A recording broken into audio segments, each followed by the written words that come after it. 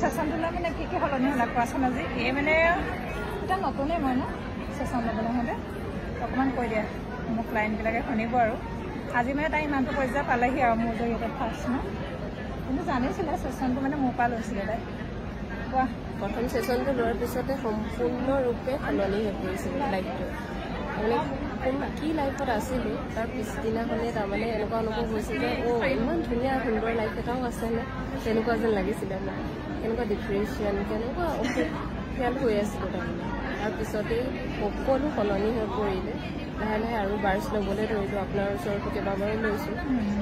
লোৱাৰ পিছতেই মানে সকলো আৰু চব ফালৰ পৰাই সলনি হ'বলৈ ধৰিলে মানে হাঁহিবলৈ শিকিলোঁ বিশেষকৈ আৰু বেমাৰমুক্ত হৈছোঁ বুলি ক'ব পাৰি বিভিন্ন মানে পজিটিভ হৈ পৰিলোঁ আৰু পজিটিভিটিটো বেছি ইনক্ৰিজ হৈ গৈছে বুলি ক'ব পাৰি এতিয়া মানে ইমানখিনি মানে ঠাই পাইছেগৈ আৰু দেই